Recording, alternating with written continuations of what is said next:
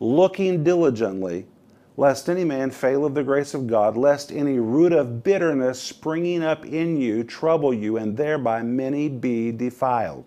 So this verse talks about trouble. It talks about a root of bitterness. It talks about people being defiled.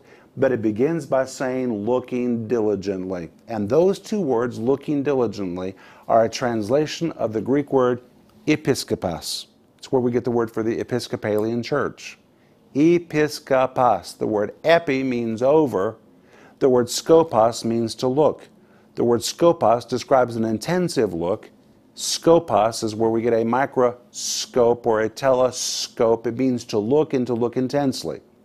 But when you compound skopos together with epi, it means to look over something, to have the oversight of something, to have a scrutinizing look over something. It is a managerial position, and it normally is translated as the word bishop.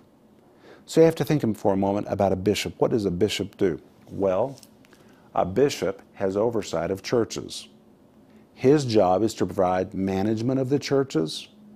He is to give spiritual direction to the churches.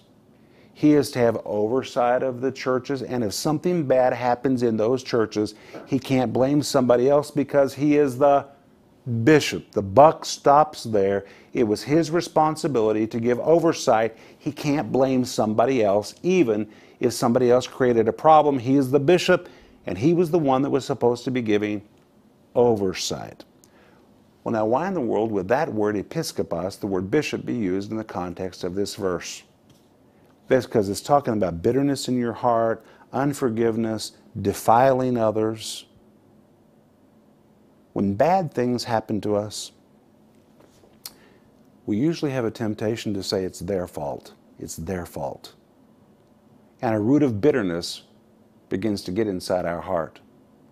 The word root is the Greek word ridza. It describes something that's deeply, deeply, deeply, deeply rooted. The word bitterness is the word pikria. It describes a scowl, something so foul that it puts a sarcastic look on our face.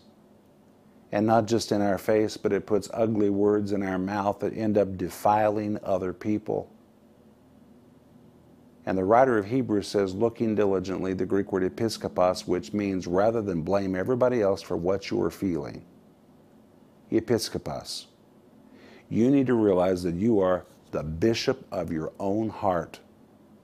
It doesn't matter what somebody else did, it's your heart. You're the only one that had the right to say yes to that offense. You could have said no. It's your heart. You're the only one that had the right to say yes to that unforgiveness. It's your heart, and you could have said no to that unforgiveness. And you will not properly manage your heart until you realize that you are the bishop of your own heart, and you're going to be accountable for what gets in your heart. Nobody else is going to be held accountable for what you permit to take place in your heart. It is your heart, and therefore you have to bishop it. And you're going to be held accountable for your own heart. My friend, you are the bishop of your own heart. And if you're having a struggle, you need to ask the Holy Spirit to help you, and He will help you. But pointing your fingers at others is never the way to make the situation better. Better to say, Holy Spirit, I've got a problem in my heart. I've permitted something in my heart that I should not have permitted, and it's my heart, therefore I am responsible. I don't care what they did. I'm talking about me. Cleanse me, change me, and help me to never permit those things get in my heart again. I'm going to be a bishop of my heart.